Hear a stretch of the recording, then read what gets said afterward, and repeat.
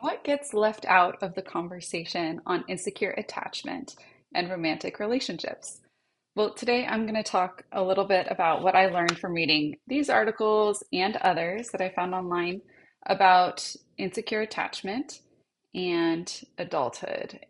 And I think that this is really motivated by the fact that as a therapist, I have seen that a lot of times attachment insecurity gets framed like and focused around romantic relationships or around like experiences of rejection.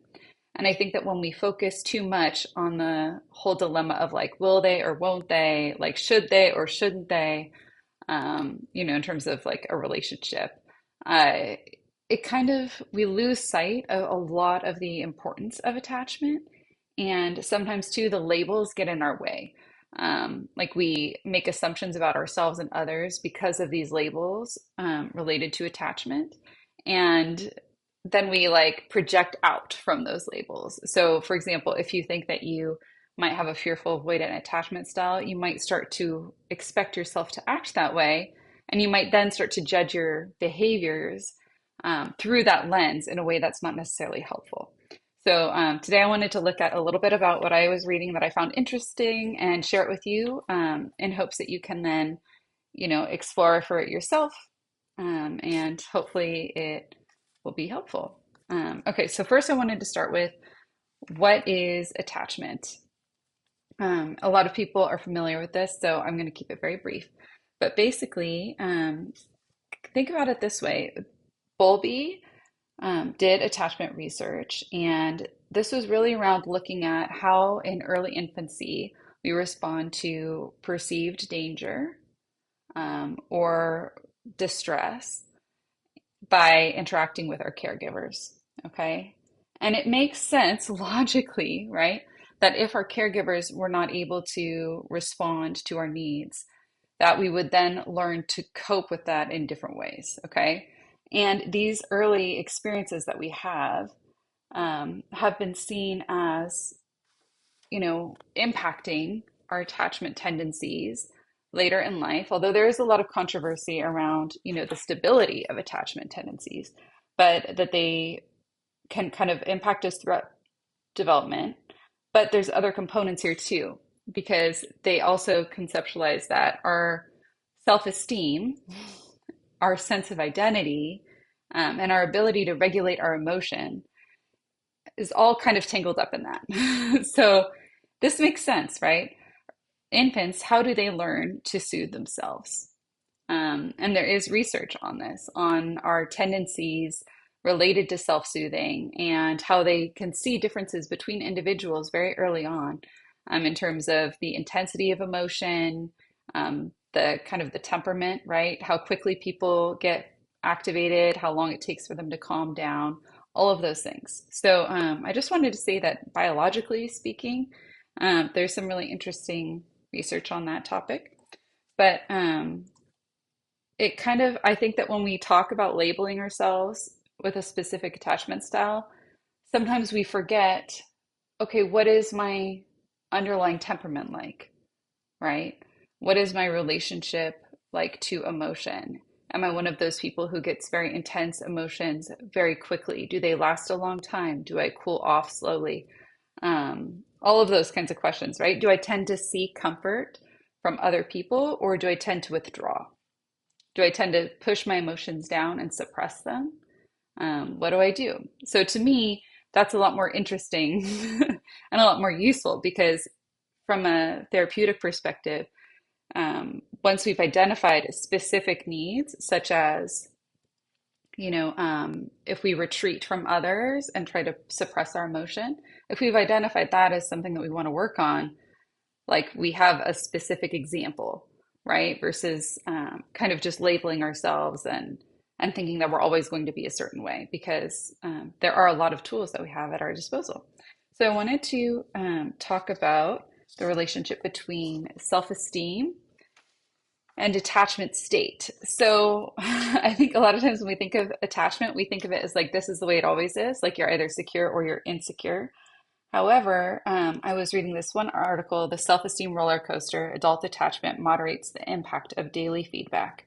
And I love that idea of the self-esteem roller coaster, because what they looked at is how the attachment state can fluctuate, right? And I think for most of us, think about it for yourself. Have you ever noticed that at times you might be more of like an anxious attachment state?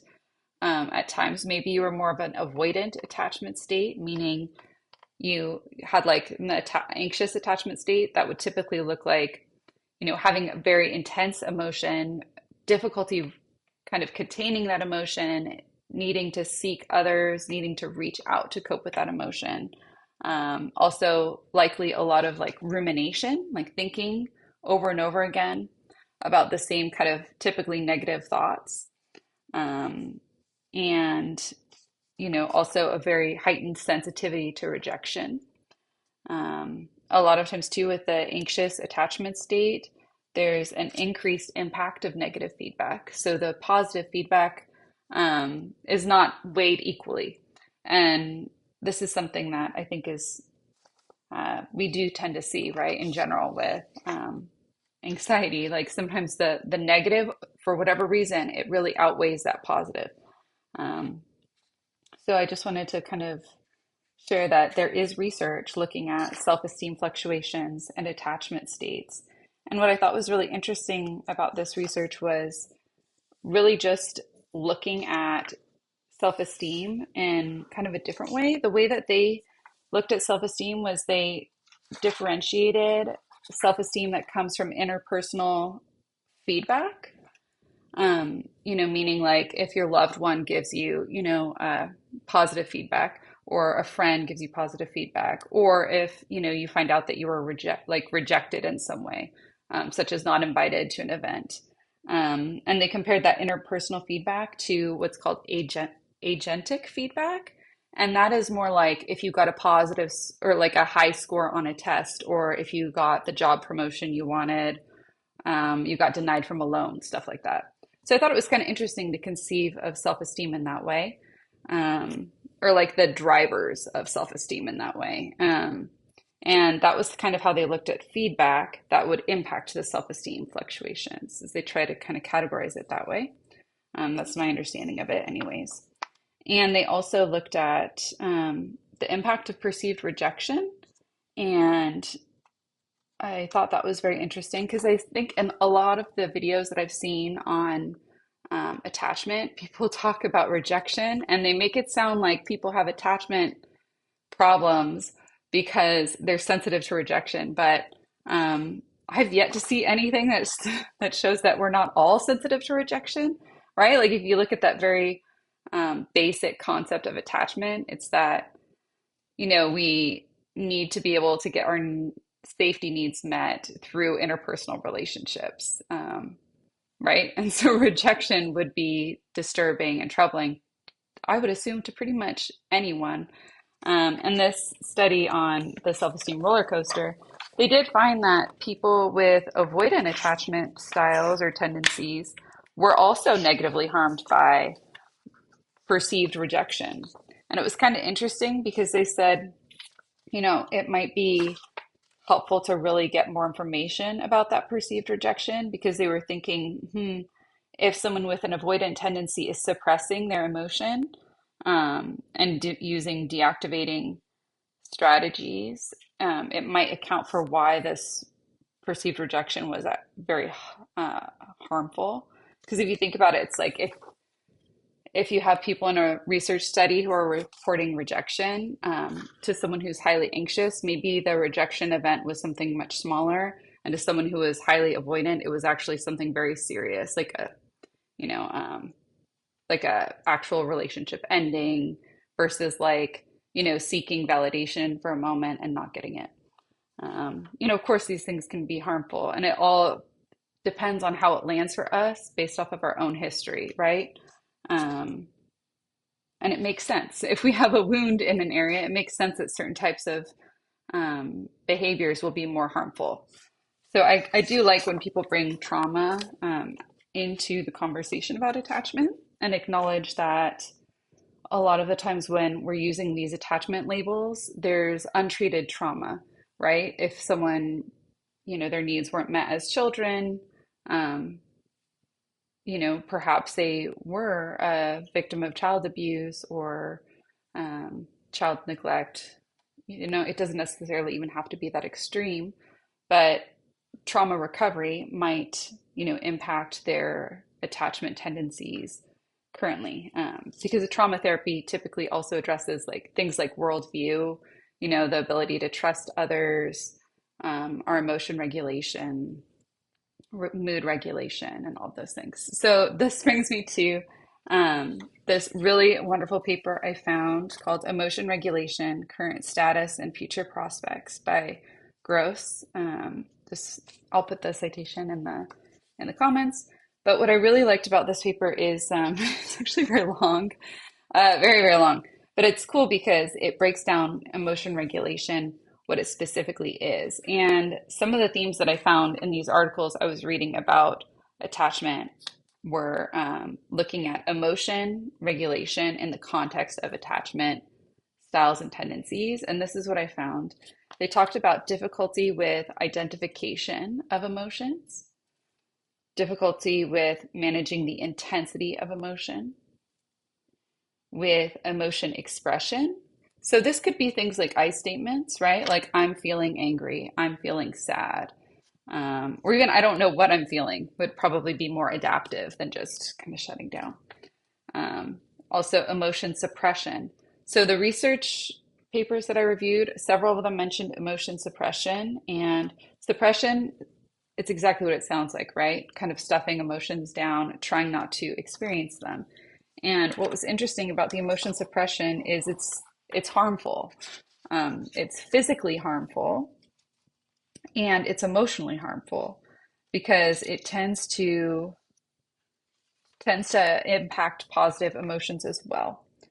So I think that's worth keeping in mind and worth looking at. And a lot of times when we talk about avoidance in therapy, emotion suppression might also be a good topic to address. Okay, then they also have in the research, I saw a lot of mention of reappraisal. Reappraisal being um, typically a useful strategy. Reappraisal is when we have a thought. For example, my loved one isn't calling me back. They must be having an affair, right? That would be the initial, anxious thought. The cognitive reappraisal would be, okay, how likely is that? Has my partner had an affair before? How long has it actually been since I heard from my partner? Uh, what do they typically doing at this time of day? What's the most likely scenario? That kind of thing. So cognitive reappraisal is really kind of like the questions we go through to kind of see, okay, what assumptions are we making here? How can we put the situation in context, be a little bit more like science minded about it? And reappraisal in general is a pretty useful strategy for emotion regulation. Rumination was a big thing too. And I think this is interesting because in the insecure attachment videos that I watched on YouTube, I heard a lot about worries about like, okay, should I be with this person? Should I not be with this person? Would I be happier with them or without them? All of that kind of stuff. Um, should we, shouldn't we, if we hadn't, like those kinds of things. And rumination is associated with, obviously like some psychological distress. And also we see rumination in anxiety disorders, right? It's a very common thought process, though, to get kind of stuck. So what was interesting is in one of these papers that I read, they were talking about rumination then leading to reappraisal. And I thought that was interesting because it does make sense. I mean, I know from my own experience, like sometimes I will ruminate and then I will kind of switch into that reappraisal. And so I'm kind of curious if this is something other people commonly experience as well. It seems like so if it came up in these studies, but I'm really curious about that because I think sometimes with these emotion regulation strategies, being able to shift from rumination into reappraisal sooner might be helpful in terms of just reducing stress. Another thing that came up was seeking support. seeking support from others, and the theory behind the rumination um, leading to reappraisal, leading to seeking support. It's kind of interesting, right? Like, if we're becoming more anxious, we might be more likely to seek support from others. And that might be helpful, right? Especially if we get the support that we're looking for. So it might actually be adaptive if we are feeling, a little bit of increased anxiety in an attachment sense to seek that support. So I really like that. A lot of times we're like, oh, insecure attachment labels, you think, oh, there's something wrong with me or I need to change. But I do think it's interesting to see, like, okay, so what about the states? Like, if we're feeling like we're in a little bit of an anxious state, attachment wise, maybe it's driving us to seek social support. And maybe that's, there's some advantages to that. Another thing that came up with distancing, right? So this like, do we have the drive to distance or to pursue, to get closer, or to attack, withdraw? I really like getting away from labels and thinking about it that way, right? What is the motion that we feel internally? And what is it about, right? Can we kind of trace it to what's happening for us, and get a little bit more insight? And then also the role of psychological distress. I feel like this gets left out often. I'll be listening to videos about this and, um, and this is like the elephant in the room, right? Like, how are people doing in terms of their well-being? Are people experiencing psychological distress? Because research does show that there's a connection between psychological distress and attachment tendencies. Um, and also well-being is impacted by emotion regulation. In this paper by Gross, they talk about the harmful impact of emotion suppression, and how, a lot of things like mindfulness interventions, which help us with directing our attention and also with being able to be in tune with the way our body is experiencing emotions and recognize those emotion body kind of connections, that it can be very helpful for improving well-being, and even cardiovascular health, which is kind of cool. So I wanted to thank you for hanging in there with me. If you're still listening, I wanted to end by just kind of looking at emotion regulation and what is it, because we talk about emotion regulation a lot. One way to think of this is um, to look at something like even mentalization, which is the capacity to understand our own emotions as well as the emotions of others, our own thoughts, the thoughts of others, and to be able to like interpret kind of desires and intentions. And I think that sometimes with the attachment conversation, we forget that a lot of our responses make sense depending on our perception, right? And so coming back to what are we perceiving? How are we making sense of what we're perceiving? And then what are our behaviors? And we can kind of figure out where we want to intervene. So the paper by Gross, on emotion regulation, I thought it was really interesting because there is this focus on, okay, are we going to look at coping, like for coping with stress, for example, regulating the emotions or regulating the moods? And the difference between mood and emotion being that mood tends to be a little bit more long living, and emotions tend to have a shorter duration usually.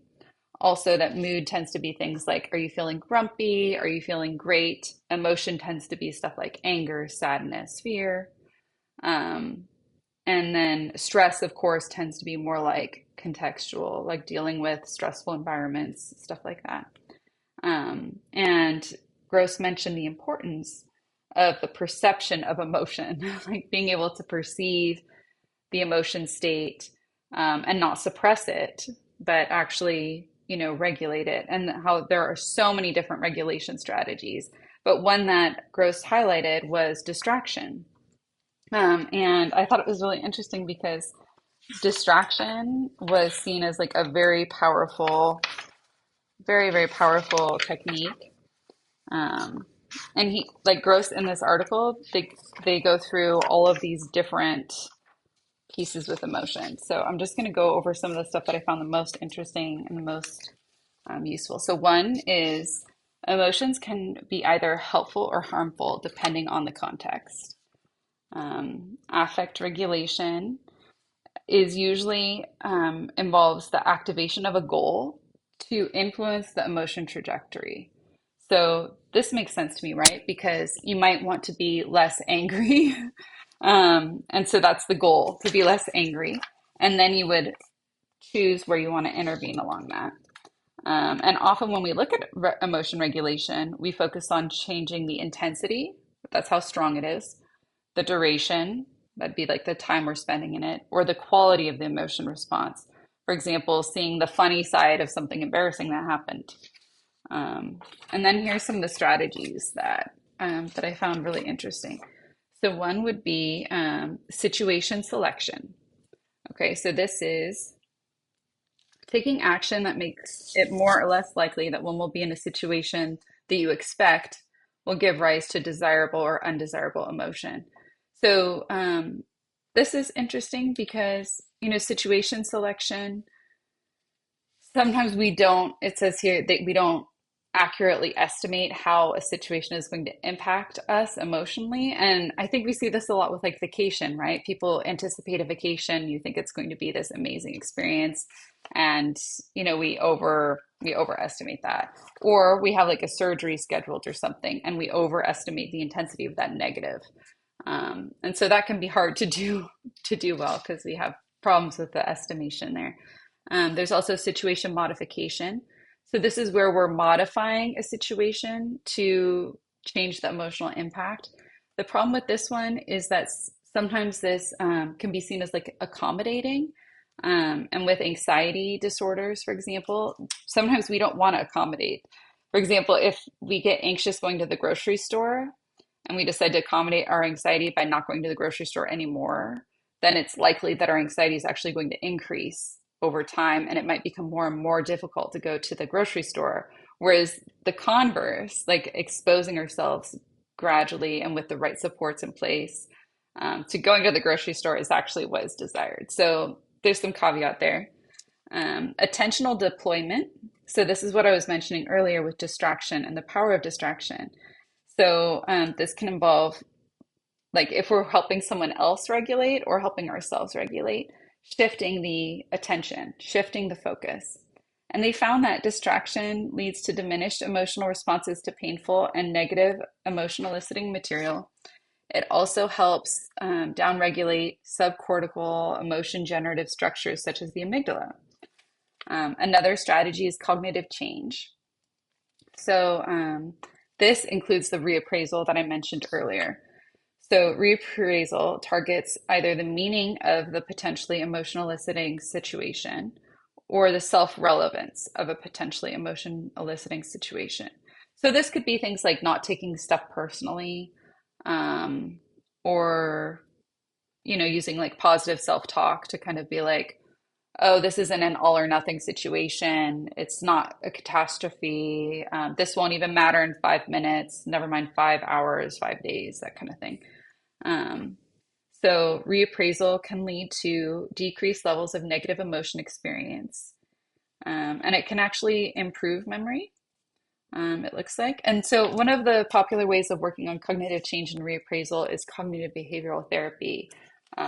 Or looking up, like if you want to take a look at what this could look like, you can look at disputing, negative thoughts, disputing irrational beliefs and cognitive distortions, or bring them up with a mental health provider. Then another strategy is response modulation. So this response modulation is influencing the emotion response after it's already there. So negative, or like they're typically seen as negative. Maybe we shouldn't use that label here. But for example, using alcohol, cigarettes, or drugs would be a way to change your feeling state after you're already in that negative feeling, right? Or that unwanted feeling. But other options here would be using physical exercise or deep breathing to alter one's physiological response. So I thought that was really interesting because I didn't think I've ever categorized deep breathing and exercise as being a response modulation technique. Another form of response modulation, however, is expressive suppression, which refers to ongoing efforts to inhibit one's emotion expressive behavior. Um, and emotion suppression, this is what I mentioned earlier in terms of, it's harmful because it actually, instead of, like, if you compare this to regulation, um, and then compare it to not regulating at all, like emotion suppression leads to decreased positive but not negative emotion experience. It can also lead to increased sympathetic nervous system responses and also worse memory, and also to greater cardiovascular responses in social interaction partners. So that's kind of interesting to me, right? Just the impact of emotion suppression. And that is a common theme in the attachment discourse, is you'll hear people talk about, avoiding and pushing away emotion. But I think people we tell stories of this, right? Like, oh, someone pushes away emotion because they don't want to get hurt. But I think that's kind of a leap, right? Like we might think someone doesn't want to be vulnerable and that's why they're not allowing themselves to experience emotion, but maybe, that story, I don't know how you prove that story. It's one thing to tell your own story. I think it's another thing to create stories for other people because they might not be accurate. It's quite possible that emotion suppression, is something that is developed very, very, very early in life. And I could see it being like a knee-jerk reaction because from what I understand of like repression and dissociation, a lot of times these things they happen and they become a habit, and it's done almost like without even knowing that we're doing it. So yeah, kind of curious about that. Definitely worth learning more about it. And I just wanted to say that what I really appreciated about this was it kind of reviewed a lot of things, including just like emotional awareness and how we all differ in terms of emotion awareness. And we can have things like psychological inertia, where we keep acting the way we used to act, even though we might want to change or know that we need to change. Um, and yeah, I just thought it was really, if you're able to get access to this paper, I highly recommend reading it. I thought it was really interesting. I think that therapy is a great opportunity to work on, our self-esteem, our relationship to our emotions, our ability to regulate them.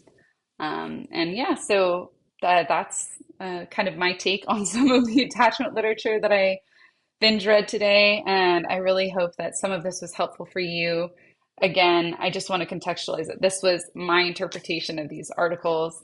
I'm more than happy to share the citations, and I'll put them in the notes for this video for further reading. I'm not associated with any of these people, so take this as my opinion and leave what didn't work for you. I would be happy to hear any questions or any interpretations that anybody else has in the comments. Feel free to like or subscribe if this was helpful and you want to support my work. Thank you.